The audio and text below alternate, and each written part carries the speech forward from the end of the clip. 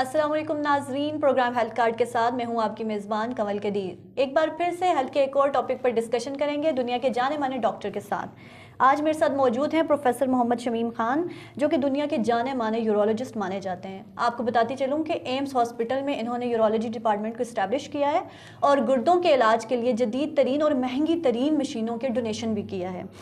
Currently जो है ये लंदन में सर्व कर रहे हैं डिफरेंट हॉस्पिटल्स में, और रोबोटिक सर्जरीज में जो है माहिरीन हैं ये। अभी आपको बताती चलूँ कि रोबोटिक सर्जरीज का अभी इजाद हुआ है और इनको Pioneer in the robotic surgeries माना जाता है, और दुनिया की मुख्तलिफ कॉन्फ्रेंसेज में जो कि यूरोलॉजी के ऊपर होती हैं, डिफरेंट चीज़ों पे होती हैं, इनको एज एक्सपर्ट वहाँ पे इनवाइट भी किया जाता है। अस्सलाम वालेकुम सर। वालेकुम सलाम। कैसे हैं आप सर? मैं ठीक हूँ। सबसे पहले तो वेलकम, आप यहाँ पे आए हैं हमारे पास। और सबसे बड़ी बात, सबसे पहले मैं आपको इस पर थैंक्स करूँगी कि आज़ाद कश्मीर में आपने इतनी बड़ी चीज़ को जो है वो इस्टेब्लिश करने का सोचा और यहाँ पे उसको जो है प्रैक्टिकली करके भी दिखाया। तो सबसे पहले मुझे ये बताएं कि सर, आपने पूरे पाकिस्तान को छोड़ के सिर्फ आज़ाद कश्मीर को ही क्यों इंतखाब किया कि यहाँ पर मुझे ये चीज़ सर्व करनी चाहिए, यहाँ मुझे डोनेशन करनी चाहिए? आपका बहुत शुक्रिया कि आपने मुझे इन्वाइट किया यहाँ पे। ठीक है। तो जहाँ तक आज़ाद कश्मीर में फ़ोकस करने का ताल्लुक़ है, मैं आज पाकिस्तान में भी 2008 से काम कर रहा हूँ। मेरा ज़्यादातर जो फोकस रहा है या तवज्जो रही है कि जो मॉडर्न टेक्नोलॉजीज़ हैं, जिस तरह की होल सर्जरी है या रोबोटिक सर्जरी है, उसको पाकिस्तान में भी इंट्रोड्यूस कराया जाए।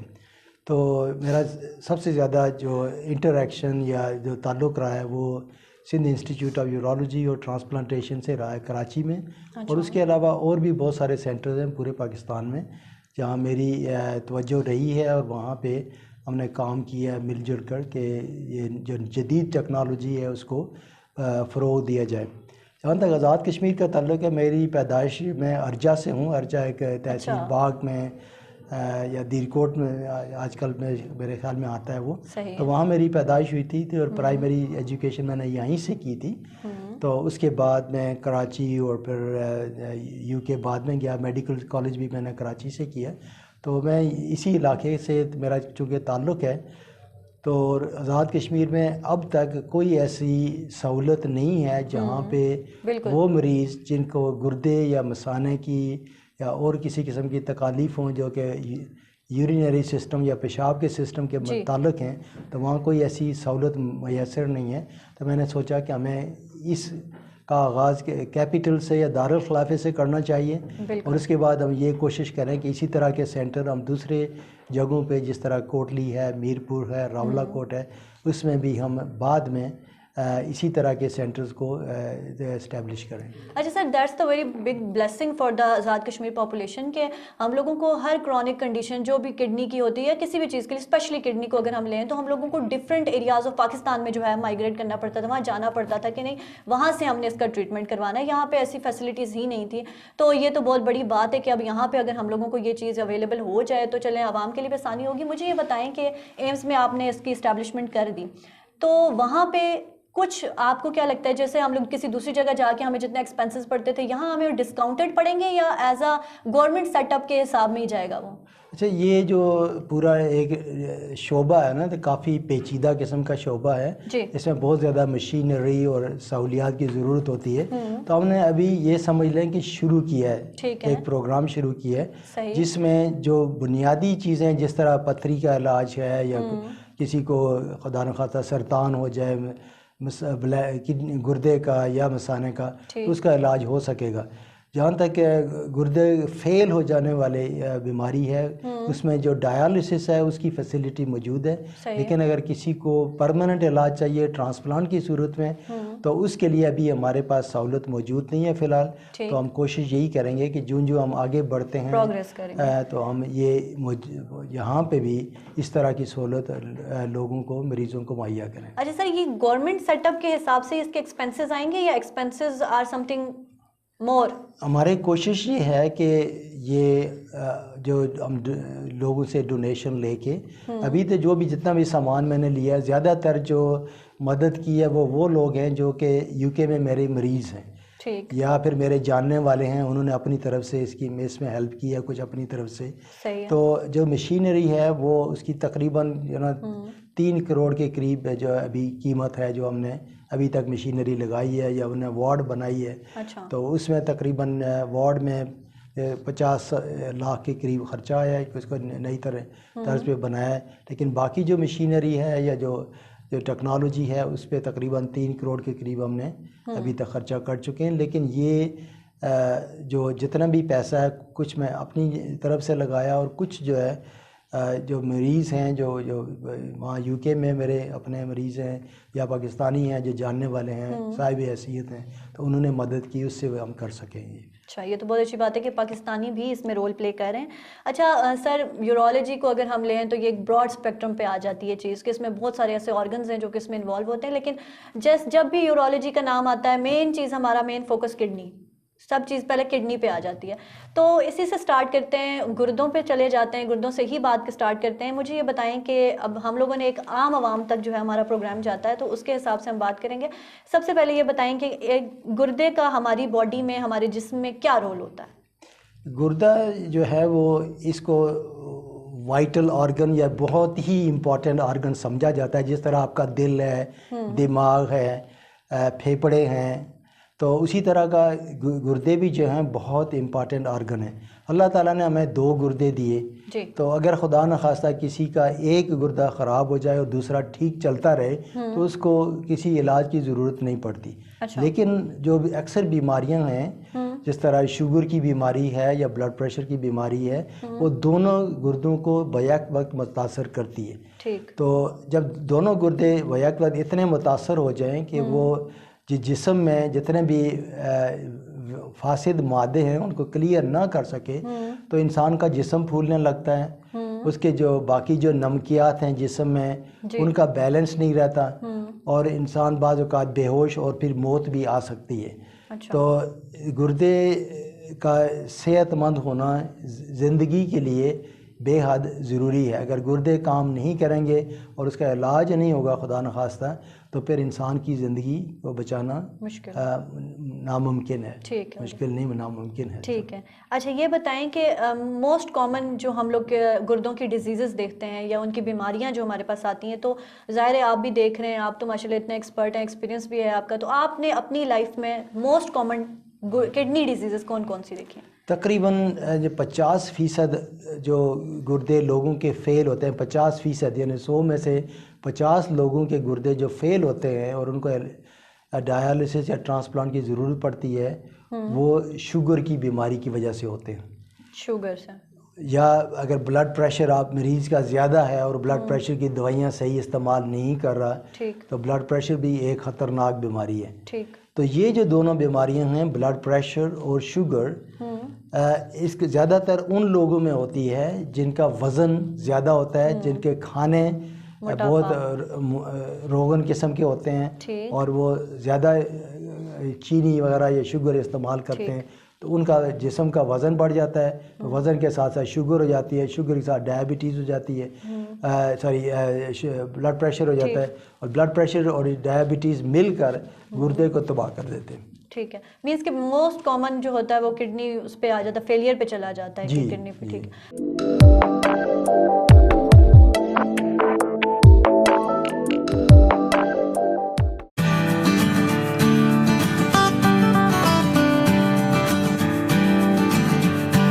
हाफिज स्वीट्स एंड बेकर्स, आपके एतमाद का दूसरा नाम। हमारे यहाँ रिवायती और गैर रिवायती खाने बेहतरीन जायके और सेहत के असूलों के ऐन मुताबिक। इसके अलावा स्वीट्स की तमाम वैरायटी और बेकरी का तमाम सामान भी मार्केट से अर्जा निर्खों पर दस्तयाब है। और सबसे बढ़कर आपकी और आपके बच्चों की सेहत का जामिन मिलावट से मुकम्मल पाक खालिस दूध मौजूद है। खालिस दूध की ग़िज़ाइयत और मयार की जमानत हम देते हैं। आप और आपकी फैमिली के लिए साफ सुथरा बेहतरीन माहौल, बेहतरीन सर्विस का निजाम और आपके मनपसंद जायकों के साथ सेहतमंद खाने से आपकी तवाज़ो के लिए हम वक्त हाजिर। हाफिज food sweets and bakers, bill मुकाबिल district courts, Muzaffarabad, Azad Kashmir. Phone number 0582244800। Hafiz food sweets and bakers, जो नाम है एतमाद का।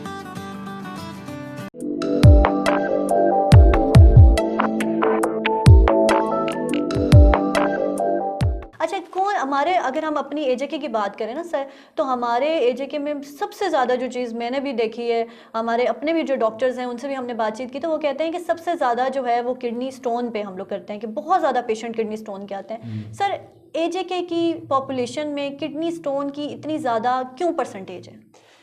کڈنی کے سٹونز زیادہ تر جو مریضوں میں ہوتے ہیں وہ پانی کی کمی کی وجہ سے بنتے ہیں. کہ ہمارا جب پیشاب گردے میں بنتا ہے تو اس میں بہت ساری نمکیات ہوتی ہیں. اگر اس مریض پانی نہیں استعمال کرے گا زیادہ تو نمکیات کی مقدار پیشاب میں زیادہ ہو جاتی ہے. جس طرح آپ نے کسی گلاس میں نمک گھولا نا، اگر اس کو گھولنا شروع کرتے ہیں کہ زیادہ ڈالنا شروع کر دیں، ایک سٹیج ایسا آتی ہے کہ مزید نمک کو اس پانی میں مکس نہیں کیا جا سکتا، وہ تو اس کی تہہ میں بیٹھ جاتا ہے. بالکل اسی طرح اگر ایک مریض پانی کا استعمال صحیح مقدار میں نہیں کرتا تو اس کے پیشاب کی جو کنسنٹریشن ہے یا اس کی جو جس میں نمکیات کی مقدار ہے وہ بڑھ جاتی ہے، اور وہ نمکیات پھر پریسیپیٹیٹ ہو کر یا جم کر پھر آپ کو جو ہے وہ بعد میں سٹون میں کنورٹ ہو جاتی ہیں. ٹھیک ہے. اچھا سر، ویسے اگر ہم اے جے کے کی بات کریں تو کیا ہماری ایسی کوئی پرٹیکولر ڈائٹ ہے جو ہم لوگوں کو زیادہ کڈنی سٹون کی طرف لے کے جاتی ہے، یا پھر لیک آف فزیکل ایکٹیویٹی کو ہم کہیں، کیا ایسی مین چیزیں جو ہماری پاپولیشن میں زیادہ کڈنی سٹون ہے؟ تو ہماری پاپولیشن سب سے جو مین وجہ جو ہوتی ہے کڈنی کے سٹونز بننے کی، وہ یہی ہے کہ پانی کی صحیح مقدار نہ پینا. ٹھیک. تو ایک عام جب سردی ہوتی ہے تو ظاہر ہے کہ پانی کی مقدار اتنی نہیں چاہیے ہوتی، لیکن گرمیوں میں چونکہ بہت زیادہ پسینہ نکلتا ہے تو اس صورت میں آپ کو پانی زیادہ پینا چاہیے. پانی کی کیسے آپ کو پتہ چلے گا کہ آپ کافی سارا پانی پی رہے ہیں یا مناسب مقدار میں پی رہے ہیں؟ کہ پیشاب کا جو رنگ ہے وہ جب صبح آپ اٹھتے ہیں تو اس میں تھوڑا رنگ ہونا کوئی حرج نہیں ہے، لیکن اس کے بعد دن میں کسی بھی وقت جو ہے نا آپ کے پیشاب میں رنگ نہیں ہوگا تو اس کا مطلب یہ ہے کہ آپ پانی صحیح مقدار میں پی رہے ہیں. اور اگر آپ رفلی اس کو دیکھنا چاہیں کہ کتنا لیٹر پینا چاہیے تو اس کے میں کوئی ہارڈ اینڈ فاسٹ رول تو نہیں کہہ سکتے، لیکن اگر آپ گرمیوں میں ہیں تو کم از کم 2 لیٹر آپ پانی ضرور پئیں. سردیاں ہیں تو آپ اس کی مقدار کم کر سکتے ہیں. لیکن اگر خدا نخواستہ آپ کو مثانے کا مسئلہ ہے، آپ کو بار بار پیشاب آتا ہے، تو اس صورت میں آپ کو مقدار کو آپ کو کم رکھنا چاہیے، کیونکہ ورنہ پھر آپ کو رات کو اٹھنا پڑے گا. تو میں یہی کہوں گا کہ رات کو کم از کم سونے سے 1 گھنٹہ 2 گھنٹے پہلے آپ کو پانی پینا بند کر لینا چاہیے. ادروائز اگر رات کو پھر سونے کے دوران پیشاب کی حاجت ہوگی تو آپ کو ٹوائلٹ جانا پڑے گا. ٹھیک ہے.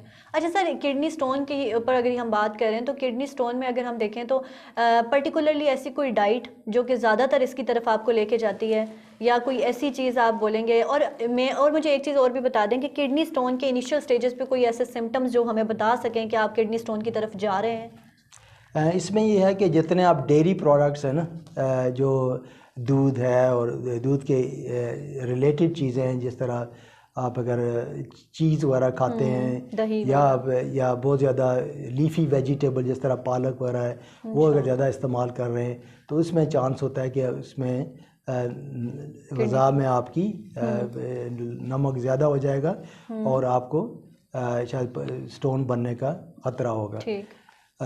تو اس کے علاوہ غذا میں یہ مین چیز وہ یہی ہے کہ پانی کا استعمال ہے. بعض ایسی بیماریاں بھی ہوتی ہیں جو خاندان میں چلتی ہیں کہ ایک خاندان میں کسی ایک فرد کو ہوا پتھری ہوئی، اگر دوسرے جو باقی افراد ہیں ان کو بھی ہو سکتی ہے.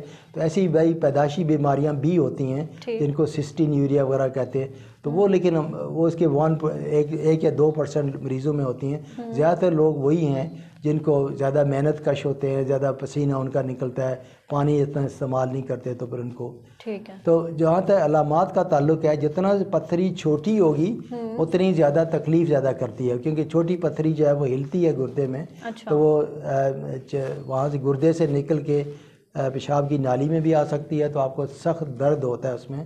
اور یہ سب سے زیادہ درد اگر کسی مریض نے اس کا مرض رہا ہو پتھری کا، تو ان کو احساس ہوگا کہ شدید ترین درد ہوتا ہے، جس کے ساتھ الٹی بھی آ سکتی ہے، بخار بھی ہو سکتا ہے، اور بعض اوقات یہ پتھریاں نیچے آ کر گردے سے آ کر وہ جو آپ کی نالی ہے اس کو بلاک بھی کر سکتی ہے. تو اس صورت میں آپ کو مستقل درد رہے گا. اور سر یہ جو پین ہوتا ہے، یہ درد آپ کون سے مین ایریا میں ہوتا ہے جس سے ہمیں پتہ چلے کہ نہیں یہ کڈنی کا؟ زیادہ تر جو آپ کے پیٹ کے سائڈ پہ ہوتا ہے، لیکن وہ نیچے بھی آپ کے جا سکتا ہے. تو ڈپینڈ کرتا ہے کہ سٹون ہے کہاں پر. اگر صرف گردے میں ہی ہے پتھر تو وہیں پہ اگر آپ کو درد ہو سکتا ہے صرف گردے کے علاقے میں، لیکن اگر وہ نیچے آتا ہے تو اسی حساب سے جہاں جہاں آتا جائے گا تو اسی حساب سے آپ کا جو پین ہے وہ بھی اسی علاقے میں ریڈیٹ کرے گا. ٹھیک ہے. اچھا یہ بتائیں سر کہ اس کی علاج کیا کیا ہو سکتے ہیں؟ مطلب ہم لوگوں کو اس کے لیے مسٹ آپریٹ ہی ہوتا ہے یا کوئی اور کنزرویٹو ٹریٹمنٹ بھی ہے اس کا؟ جو علاج ہے وہ اس بات پہ منحصر ہے کہ کیا پتھری کا سائز کیا ہے. ٹھیک. اگر سائز بہت چھوٹا ہے، مطلب 4-5 ملی میٹر ہے، تو اس میں چانس ہی ہوتا ہے کہ پتھری خود نکل جائے گی پیشاب کے ذریعے اگر آپ پانی وغیرہ خوب پئیں. اگر اس سے بڑی ہے اور اگر آپ پہ مریض کو درد ہے تو اس صورت میں اسپتال جائیں گے. تو جب اسپتال میں وہ آپ کا ایکس رے کریں گے، وہ دیکھیں گے کہ کیا یہ پتھری کی گردے کو بلاک تو نہیں کر رہی. اگر بلاک وغیرہ کر رہی ہے تو اس صورت میں وہ آپ کو کوئی آپریشن یا پروسیجر وغیرہ کر کے تو اس کو کرانا پڑے گا. بعض ایسے بھی پتھری ہوتی ہیں جو کہ مشین پہ لٹا کے مریضوں کو تو وہ شاک ویو دیتے ہیں، تو اس سے بھی وہ چھوٹے چھوٹے ٹکڑوں میں بن کر آپ کے پیشاب کے ذریعے باہر نکل سکتی ہے. ٹھیک ہے. اچھا سر اگر بات کریں کہ گردوں میں یہ پتھری ایک الگ ٹاپک تھا، اس پہ ہم لوگوں نے ڈسکشن بھی کی. ایک چیز اور آتی ہے موسٹلی کہ گردوں میں انفیکشن، آپ اس پہ ہم دیکھتے ہیں کہ ایک دم انفیکشن ہو گیا جی، سڈنلی ہمیں پتہ چلتا ہے انفیکشن ہو گیا. کیسے، کون سی ایسی چیزیں ہوتی ہیں جو کہ ہماری گردوں میں انفیکشن کاز کرواتی ہیں؟ یہ پتھری کی وجہ سے بھی انفیکشن ہوتا ہے. اگر پتھری خدا نخواستہ آپ پیشاب کی نالی کو بلاک کر دے، بغیر کسی وجہ کے بھی انفیکشن ہو سکتا ہے. کہ بچوں میں خاص کر انفیکشن ہو سکتا ہے. اس کی بیماری ہوتی ہے ریفلکس. اس میں کیا ہوتا ہے کہ جب بچہ پیشاب کرتا ہے تو اس کا پیشاب باہر بھی آتا ہے، لیکن کچھ پیشاب مثانے سے گردے کی طرف چلا جاتا ہے، اس کو ریفلکس کہتے ہیں. تو ایسے بچوں کو بار بار انفیکشن ہوتا ہے، بخار بھی ہو سکتا ہے، اور ان کا گردے کا بھی نقصان بھی ہو سکتا ہے کیونکہ گردہ ان کا بعد میں چھوٹا ہو جائے گا اور بلڈ پریشر وغیرہ کی شکایت بھی ہو سکتی ہے. اور بعض بہت کم سچویشن میں ایسا بھی ہو سکتا ہے کہ بچے کے گردے فیل ہو جائیں اور ان کو اسی طرح ڈائلسس یا ٹرانسپلانٹ پہ جانا پڑے. ٹھیک ہے. اچھا یہ جو ہمارے پاس گردوں کا انفیکشن آتا ہے یہ کامن تو بچوں میں ہوتا ہے، لیکن اگر بڑوں میں ہو تو ایسی کون سی علامات ہیں جس سے ان کو گھر میں پتہ چل سکتا ہے کہ I am going toward the infection? اگر زیادہ تر جو انفیکشن ہوتے ہیں جو ایڈلٹس میں یا جوان لوگوں میں، وہ بلیڈر میں ہوتے ہیں یا مثانے میں ہوتے ہیں. تو مثانے میں اگر انفیکشن ہوگا تو آپ کو بار بار پیشاب کرنے کی ضرورت پڑے گی، یا پیشاب کریں گے تو اس میں درد ہوگا آپ کو.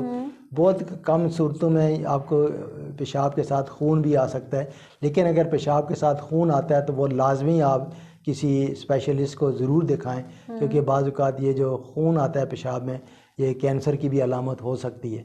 تو اس صورت میں آپ کو یورولوجسٹ سے یا اسپیشلسٹ سے مشورہ ضرور کرنا چاہیے. اچھا سر انفیکشن کی اگر بات کروں میں، sorry to interrupt you, infection میں ہم موسٹلی کہتے ہیں کہ تھوڑا بہت انفیکشن ہے جی کوئی بھی اینٹی بایوٹک اٹھا کے لے لو، تو کیا یہ لینی چاہیے؟ یہ بہت خطرناک پریکٹس ہے کہ آپ بغیر کسی ٹیسٹ کے یا بغیر کسی ٹیسٹ کرائے پیشاب کا آپ اینٹی بایوٹکس لیتے رہیں. کیونکہ ہوتا کیا ہے کہ مختلف قسم کے جراثیم ہوتے ہیں، ساری اینٹی بایوٹکس ان جراثیم پہ عمل نہیں کر سکتی.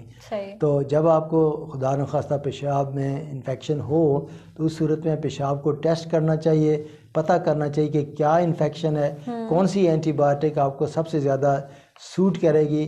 ادروائز کیا ہوتا ہے کہ ایک دفعہ آپ نے اینٹی بایوٹک بغیر ٹیسٹ کے لینا شروع کر دی تو ایسا بھی وقت آتا ہے کہ کوئی بھی اینٹی بایوٹک آپ کو انفیکشن کے لیے کام نہیں کرے گی، ریزسٹ کر جاتی ہے باڈی. اچھا سر یہ ہماری بات انفیکشن کے ساتھ تھی، لیکن یہ بتائیں کہ ہماری عوام نے موسٹلی ہم اپنی بات کریں، ہماری عوام کو کوئی بھی پین ہوتا ہے، کچھ بھی ہوتا ہے، ہم ڈاکٹر کی طرف جاتے ہیں، ڈاکٹر سڈنلی آپ کو کہتا ہے آپ کے گردے فیل ہیں.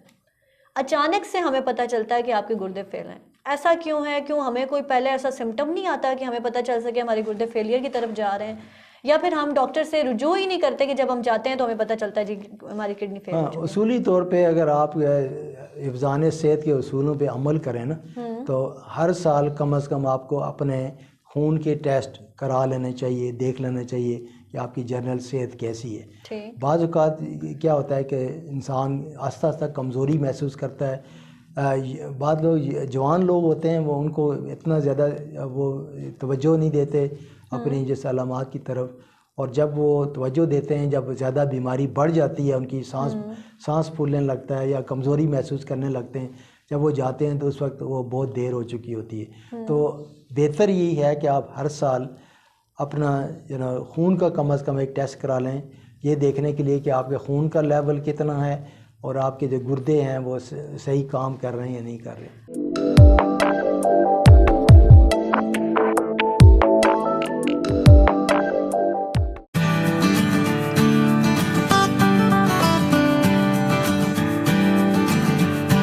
حافظ سویٹس اینڈ بیکرز، آپ کے اعتماد کا دوسرا نام۔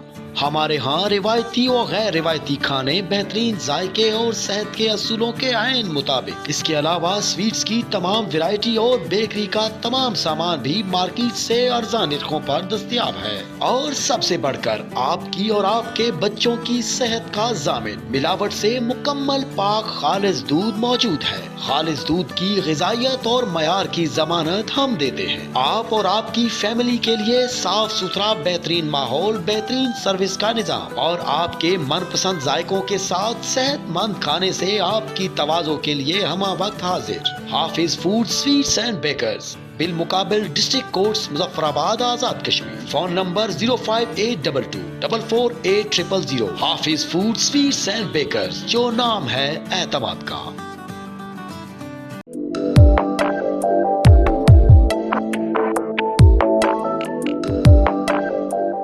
سر، کڈنی فیلئر یا گردے کی اگر ہم فیلئر کی طرف جائیں تو اس کا ایک واحد ٹریٹمنٹ ڈائلائسس یا ٹرانسپلانٹ ہی ہے، یا اس کے علاوہ بھی کوئی ٹریٹمنٹ موجود ہے؟ ابھی تک تو اور کوئی علاج نہیں ہے، صرف ان کے کیسز میں علاج ہو سکتا ہے۔ خدا نخواستہ کسی کا گردہ اس لیے فیل ہو رہا ہے کہ اس کے گردے پتھری سے بلاک ہو گئے، تو پتھری نے آ کے ان کو بلاک کر دیا، اس کا مریض بیمار ہو گیا، انفیکشن ہو گیا اور اس کا گردے کا فنکشن بھی خراب ہو گیا۔ اس صورت میں آپ اگر پتھری کو نکلوا دیں تو چانس ہوتا ہے کہ آپ کا گردہ دوبارہ پراپر کام کرنا شروع کر دے۔ ہمارے ملک میں جو پاکستان میں یا آزاد کشمیر میں 10% ایسے لوگ ہیں جن کے گردے پتھریوں کی وجہ سے یا پتھروں کی بیماری کی وجہ سے فیل ہوتے ہیں۔ دنیا میں جنرلی جو نمبر ہے 1 سے 2% ایسے لوگ ہوتے ہیں، ہمارے ملکوں میں 10% لوگ ایسے ہیں جن کے گردے پتھریوں کی بیماری کی وجہ سے فیل ہو جاتے ہیں۔ ٹھیک ہے۔ اور سر، اگر مجھے یہ بتائیں کہ ہمارے 2 گردے ہیں، ایک گردہ اگر فیلئر کی طرف جا رہا ہے تو ہم ڈائلائسس پہ جائیں گے؟ نہیں، اگر آپ کے 2 گردے ہیں اور دونوں صحت مند ہیں، ایک گردہ خدا نخواستہ نکال دیا جائے یا آپ کسی اپنے رشتہ دار کو دینا چاہیں تو اس کے بعد آپ کی زندگی بالکل عام انسان کی طرح نارمل گزر سکتی ہے۔ لیکن اگر دونوں گردے خراب ہو جائیں تو اس صورت میں پھر آپ کو ڈائلسس یا ٹرانسپلانٹ کی ضرورت پڑے گی۔ سب سے پہلے ہم لوگ ڈائلسس پہ جاتے ہیں۔ If dialysis is not working then transplant? نہیں، ضروری نہیں ہے کہ اگر خدا نخواستہ کسی کا گردے فیل ہو گئے ہیں اور ان کے پاس کوئی ان کے خاندان میں کوئی ایسا بندہ ہے جو ان کا اپنا گردہ عطیہ کرنا چاہتا ہے تو آپ ڈائلسس کرانے سے پہلے بھی ٹرانسپلانٹ کروا سکتے ہیں۔ یہ ضروری نہیں ہے کہ آپ پہلے ڈائلسس پہ جائیں اس کے بعد آپ ٹرانسپلانٹ کریں۔ اچھا سر، ٹرانسپلانٹ کے لیے یہ بتائیں کہ اٹ از کتنے % یہ ہے کہ آپ کا ٹرانسپلانٹ جو ہے وہ پازیٹیو ہو جاتا ہے، ٹھیک ہے، کوئی اس کا انفیکشن نہیں ہے، کوئی اس نے جو ہے فیڈ بیک مطلب نیگیٹو فیڈ بیک نہیں دی ہے، یا کتنے % جو ہے وہ فیلئر کی طرف چلا جاتا ہے؟ جو ٹرانسپلانٹ ہیں، اگر کسی آپ کے رشتہ دار سے آپ نے گردہ لیا ہے جس کا میچنگ وغیرہ ٹھیک ہے تو کہ 1 سال تک اگر 1 سال کا آپ پیریڈ لیں تو تقریباً 98% لوگوں کے گردے صحیح کام کرنے چاہیے۔ 5 سال میں 90% کہ 90 سے 95% 5 سال تک اس گردے کو صحیح کام کرنا چاہیے۔ لیکن جب ایک دفعہ آپ آپریشن کراتے ہیں ٹرانسپلانٹ کا تو اس کے بعد آپ کو ریگولرلی جا کے اپنا چیک اپ کرنا چاہیے اور ریگولرلی وہ دوائیاں کھانی پڑیں گی جو آپ کے جسم کے ایمیون سسٹم کو یا مدافعت جو سسٹم ہے آپ کا اس کو وہ دبا کر رکھتی ہیں۔ ادروائز کہ آپ کا جو امیون سسٹم ہے اس گردے کے خلاف بغاوت کر سکتا ہے اور وہ گردے کو تباہ کر سکتا ہے۔ اچھا سر، ایسا پاسبل ہے کہ آپ نے جو گردہ ٹرانسپلانٹ کروایا آفٹر سم ٹائم وہ بھی آپ کا ورکنگ صحیح کر رہا، آپ نے اس کو نکال کے اندر ٹرانسپلانٹ کر دیا؟ بالکل ایسا ہو سکتا ہے کہ ایک گردہ جو ایوریج ہے جو اوسطاً عمر ہے ایک گردے کی وہ 10 سے 15 سال ہے، تو 10 سے 15 سال بعد گریجولی گردہ جو ہے وہ ہو سکتا ہے کہ کام کرنا کم کر دے، اور بعض لوگوں کے گردے تو 30 سال تک بھی چلتے ہیں، لیکن جب ایک دفعہ آپ نے ٹرانسپلانٹ کرایا اور وہ 10-15 سال کے بعد فیل ہو گیا، اس کے بعد آپ دوبارہ بھی تیسری بار بھی چوتھی بار بھی ٹرانسپلانٹ کرا سکتے ہیں۔ البتہ مشکلات ہوتی ہیں اس میں، کیونکہ جب آپ کے گردے بار بار ٹرانسپلانٹ کرتے ہیں تو اس میں آپ کے جو جسم میں اس گردوں کے خلاف یا اینٹی باڈی ایسے چیزیں پیدا ہو جاتی ہیں جو ان گردوں کو اٹیک کر سکتی ہیں، لیکن 3 یا 4 ٹرانسپلانٹ تک بھی ہوتے ہیں یہ سب۔ ٹھیک ہے سر، مجھے یہ بتائیں کہ کتنے پرسنٹ یا کتنی ڈیلی روٹین کی اگر ہم فزیکل ایکٹیویٹی اپنی لائف میں جو ہے مینٹین رکھیں تو وہ ہمیں اس قسم کی بیماریوں سے بچا سکتی ہے؟ دیکھیں سب سے پہلے تو ہیلتھی ڈائٹ ہے کہ آپ جو نا غذا جو کھاتے ہیں وہ بیلنسڈ ہونی چاہیے، اس میں زیادہ چربی اور زیادہ یہ جو شوگر ہم استعمال کرتے ہیں وہ نہیں کریں۔ ایکسرسائز کریں، ایکسرسائز اتنی کریں کہ ہمارا جو وزن ہے وہ اس کا جو BMI کہتے ہیں اس کو، کہ ویٹ اور ہائٹ کو تقسیم کریں تو 25 سے زیادہ نہیں ہونا چاہیے، 25 سے کم ہونا چاہیے۔ آپ کم از کم ہفتے میں 3 دفعہ آدھے گھنٹے سے زیادہ کی ایکسرسائز کریں جس میں پسینہ نکلے، آپ کو آپ کا سانس پھولے، تو انشاءاللہ اگر آپ یہ غذا بھی رکھیں اور ساتھ میں ایکسرسائز بھی ریگولر کرتے رہیں گے تو انشاءاللہ آپ کی جو جنرل صحت ہے جو وہ ٹھیک رہے گی۔ اچھا سر، میں اب پروگرام جیسے اینڈنگ کی طرف جا رہا ہے، ایک چیز مجھے بتائیں، you are a robotic surgeon, تو ہماری عوام کو بتائیں کہ روبوٹک سرجری کیسے کی جاتی ہے؟ جیسے نارملی جو روایتی طور پہ جو آپریشنز ہوتے ہیں وہ آپ بڑے بڑے کاٹ لگا کر نا تو پھر کرتے ہیں، تو جس طرح آپ نے کسی کو دیکھا ہوگا کہ اپینڈکس کا بیماری ہو گئی تو اس کا کاٹر لگا دیا، یا پتے کی بیماری ہو گئی، تو جو روبوٹک سرجری ہے وہ اسی طرح ہے جس طرح کسی زمانے میں لیپروسکوپک سرجری یا کی ہول سرجری شروع ہوئی تھی، کہ آج کل پتے کا جو عام طور پہ آپریشن ہے تو وہ کہتے ہیں کہ راڈ سے آپریشن کرتے ہیں، تو روبوٹکس جو ہے وہ ایک ایڈوانسڈ ٹیکنالوجی ہے جو کہ لیپراسکوپی سے بھی زیادہ بہتر ٹیکنالوجی ہے۔ صرف اس کا مسئلہ یہ ہے کہ کافی مہنگی ہے، اور مہنگی اس لیے ہے کہ یہ جو ساری ٹیکنالوجیز ہیں یہ ان ملکوں میں بنتی ہیں جو ترقی یافتہ ہیں، اور ہم اس طرف توجہ نہیں دے رہے، تو ہمیں ان سے یہ ٹیکنالوجی پھر لینی پڑتی ہے، اور چونکہ ہماری جو کرنسی ہے یا جو ہمارے جو معاشی حالات ہیں اس میں اس ٹیکنالوجی کو لینا مشکل ہے، لیکن اس وقت پاکستان میں تقریباً 7 جگہیں ایسی ہیں کہ جہاں پہ روبوٹک سرجری ہو رہی ہے۔ کراچی میں ہے، سندھ اور لاہور میں شروع ہو گئی ہے پرائیویٹ سیٹ اپ میں، اور PKLI میں انشاءاللہ 2-3 مہینے میں وہاں بھی شروع ہو جائے گی۔ چلیے تو اچھی بات ہے۔ اچھا سر، یہ بتائیں ایٹ دا لاسٹ آپ سے یہ پوچھوں گی کہ ابھی تو کرنٹلی آپ نے جو کچھ کیا ہمارے آزاد کشمیر میں وہ ہم نے دیکھا بھی، پریکٹیکلی آپ نے کر کے دکھایا، آگے فیوچر آپ کے کیا پلانس ہیں یہاں کے لیے؟ دیکھیں فیوچر میں یہ ہے کہ یہ جو ڈپارٹمنٹ ہے ابھی تو ہم نے شروع کیا ہے کام، تو یہ سمجھ لیں کہ تقریباً 30% ہم نے کام کر لیا ہے۔ صحیح۔ 70% کام ابھی ہمیں مزید کرنا ہے، کیونکہ ابھی تھیٹرز کو ہم نے دوبارہ سے رینوویٹ کرنا ہے، تھیٹر میں اور نئی ٹیکنالوجی کو ڈالنا ہے، تو جب یہ ہو جائے گا، یہ کمپلیٹ ہو جائے گا، تو ہم چاہیں گے کہ اسی طرح کی فیسلٹی، اسی طرح کی سہولت دوسرے شہروں میں بھی، بڑے بڑے شہروں میں ملے، کیونکہ ہماری آبادی زیادہ ہے اور ہمارے مریض زیادہ ہیں، تو اس کے مریض کا بوجھ جو ہے وہ کوئی ایک سینٹر برداشت نہیں کر سکتا، دوسری جگہوں پہ بھی اسی طرح کی سہولتیں ہوں تاکہ مریضوں کو بہت زیادہ سفر کر کے دوسری جگہ نہ جانا پڑے۔ بالکل۔ اچھا، تھینک یو سو مچ سر، آپ نے اپنے اتنے بزی اسکیڈول میں سے ہمیں ٹائم دیا، تھینک یو ویری مچ۔ ناظرین، ہمارے ساتھ پروفیسر محمد شمیم خان صاحب موجود تھے، ان سے کڈنی کے اوپر ڈیٹیل ڈسکشن کی اور ڈفرینٹ ڈیزیز پہ آپ کے ساتھ جو ہے انفارمیشن بھی شیئر کی ہے۔ امید کرتی ہوں آپ کو آج کا پروگرام اچھا لگا ہوگا۔ اپنی میزبان کو اجازت دیجیے، اللہ حافظ۔